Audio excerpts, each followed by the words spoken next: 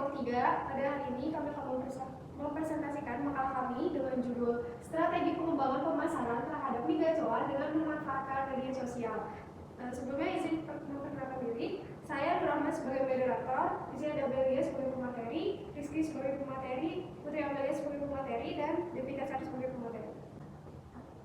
Yang pertama ada latar belakang dunia usaha, khususnya food industry atau industri makanan berkembang pesat. Oleh karena itu, pengusaha harus mampu menciptakan sebuah inovasi yang kreatif, kekinian, menarik, dan mempunyai ciri khas dari pengusaha lainnya guna meningkatkan minat masyarakat terhadap produk yang dihasilkannya. Contohnya seperti mie gacoan, mie pedas nomor 1 di Indonesia. Mie gacoan usahanya dapat menjadi tempat makan favorit bagi masyarakat Indonesia, khususnya mahasiswa, pelajar, dan keluarga. Selain itu, nama menu makanan dan minuman di restoran ini juga terbilang cukup unik. Misalnya ada mie suwit, mie hong pipa, mie gacoan, es gobang sodor, dan es suruh betok, es petak umpet, dan terakhir ada es teklek. Yang kedua ada tujuan, mengidentifikasi jenis-jenis cara menetapkan harga agar harga dapat dinilai melalui kelayakan ekonomisnya. B. Menganalisis faktor penting dalam analisa 7P untuk mempertimbangkan pemasaran yang efektif. C. Memberikan strategi membuat matrix SWOT untuk mempertahankan kekuatan dan memanfaatkan peluang, sekaligus memitigasi kelemahan dan menghindari ancaman. Yang ketiga ada manfaat. A. Memberikan pemahaman mengenai jenis-jenis tujuan penetapan harga. B. Pemahaman mendalam tentang masing-masing elemen 7P untuk mengembangkan strategi pemasaran yang komprehensif. C. Memahami beberapa strategi untuk menyusun matriks analisa SWOT. Keempat ada ruang lingkup. Pertama ada penetapan harga. Ruang lingkup penetapan harga mencakup strategi harga, komponen harga, psikologi harga, faktor eksternal, dan dinamika pasar. Yang kedua ada analisa 7P. Analisa 7P merupakan alat pemasaran yang mencakup produk, price atau harga, place atau tempat, promotion atau promosi, people atau orang, proses, dan yang terakhir ada physical evidence atau bukti fisik.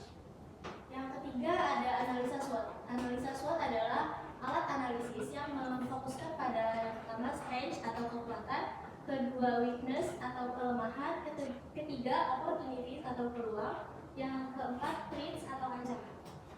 Keempat ada kesimpulan dari ruang lingkup ketiga analisis ini saling berkaitan, di mana penetapan harga adalah bagian dari strategi pemasaran yang lebih luas yang dapat dianalisis dengan menggunakan 7P.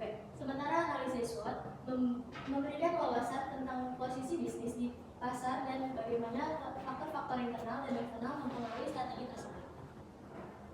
Bab 2, landasan teori pengertian harga. Terdapat 4 unsur pembangunan pemasaran harga produk, saluran, dan promosi yang dikenal dengan istilah 4P: price, produk, place, dan promotion, di mana harga merupakan salah satu unsur pemasaran yang memberikan pemasukan atau pendapatan bagi perusahaan. Harga juga merupakan komponen yang berpengaruh langsung terhadap laba perusahaan.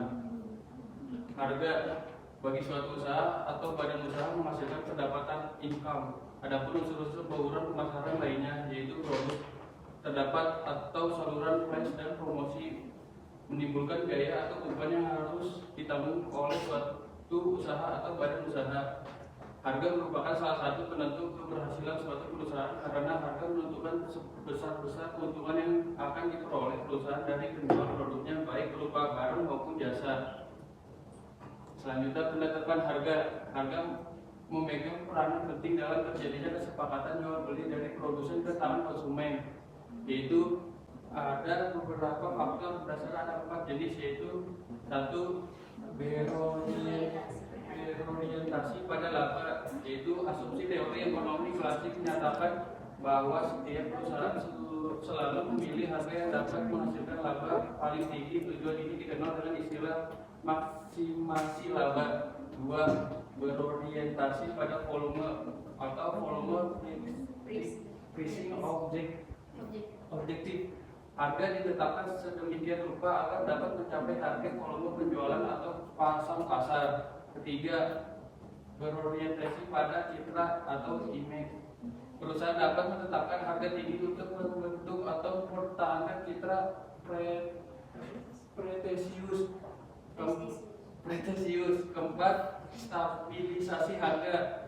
Tujuan stabilisasi harga dilakukan dengan jalan menetapkan harga untuk mempertahankan hubungan yang stabil antara harga suatu perusahaan dan harga pemimpin industri atau industri leader.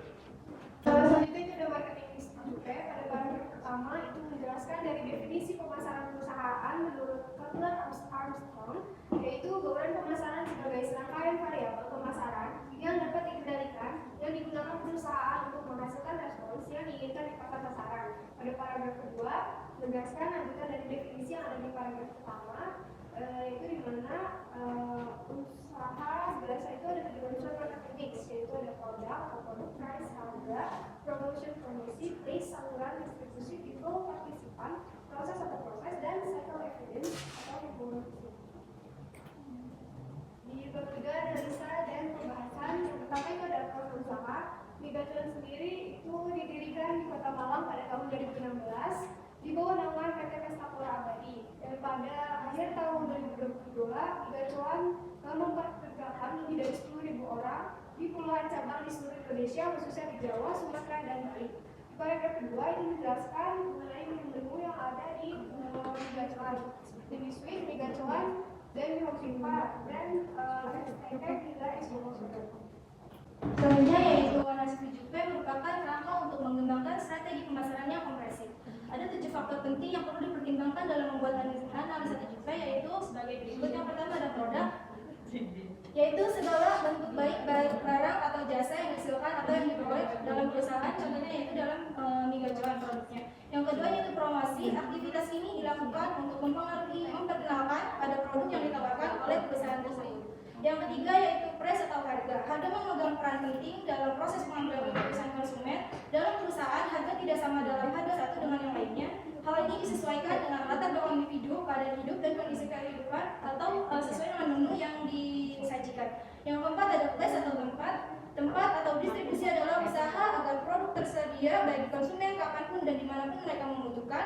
Adapun beberapa pertimbangan faktor pemilihan lokasi, diantaranya yaitu akses, visibilitas, tempat parkir, skalabilitas, peraturan resmi, dan juga persaingan. Yang kelima yaitu people atau orang. Orang adalah mereka yang berperan dalam memberikan atau menunjukkan jasa yang ditawarkan kepada konsumen pada saat membeli atau membuat suatu hidangan tersebut. Manusia memiliki peran diantaranya yaitu memberikan pelayanan yang baik, ramah, cepat, teliti, dan juga akurat. Yang keenam yaitu proses mencakup langkah-langkah, mekanisme, dan serangkaian aktivitas yang diperlukan untuk memproduksi dan mengirimkan produk atau layanan kepada konsumen. Yang ketujuh yaitu physical evidence. Bukti fisik merupakan bukti nyata yang dapat dirasakan konsumen pada saat menggunakan suatu produk atau jasa. Selanjutnya yaitu analisa SWOT. Ada beberapa strategi dalam pembuatan analisa SWOT, yaitu satu, strengths kekuatan. Branding yang kuat di media sosial, khususnya di kalangan anak muda, konten viral yang sering muncul di platform seperti TikTok dan Instagram, branding visual yang konsisten dan menarik di semua platform. Weakness atau kelemahan, kritik dan ulasan negatif di media sosial bisa menyebar dengan cepat. Konten yang terlalu berfokus pada aspek viral produk dibandingkan kualitasnya. Ketergantungan pada tren yang bersifat sementara. Selanjutnya, opportunities atau peluang. Kemungkinan kolaborasi dengan influencer kuliner, mengembangkan periklanan digital yang lebih bertarget, mengembangkan program loyalitas berbasis digital. Yang keempat yaitu threat atau ancaman, pesaing yang semakin aktif di media sosial dengan konsep serupa, perubahan algoritma pada platform media sosial yang mungkin mempengaruhi jangkauan Anda. Masalah keamanan pangan dapat meluas dan merusak reputasi, dan makanan yang berubah dengan cepat dapat mempengaruhi relevansi konten. Selanjutnya kesimpulan dan saran. Kesimpulan yang pertama adalah popularitas. Popularitas Migacuan karena ada rasa yang enak dan beragam menunya. Yang kedua ada inovasi menu. Inovasi dalam presentasi dan tingkat bumbu yang menarik. Yang ketiga ada strategi pemasaran. Strategi pemasaran melalui media sosial penting untuk menarik pelanggan. Yang keempat ada berkomunikasi. Yang keempat ada dampak ekonomi. Berkontribusi dalam pertumbuhan ekonomi dengan menciptakan lapangan kerja. Yang kelima ada tantangan dari persaingan dan perluasan pasar juga dihadapi kombinasi inovasi, pemasaran yang baik dan fokus pada pengalaman pelanggan kunci dari kesuksesan. Selanjutnya ada saran. Perusahaan perlu memperhatikan strategi penetapan harga yang baik dengan mempertimbangkan permintaan pasar, biaya produksi, dan harga pesaing. Dengan fokus pada marketing mix 7P dan analisis SWOT, perusahaan dapat meningkatkan daya saingnya. Cukup sekian presentasi kami pada hari ini. Kurang lebihnya mohon maaf. Wassalamualaikum warahmatullahi wabarakatuh. Waalaikumsalam.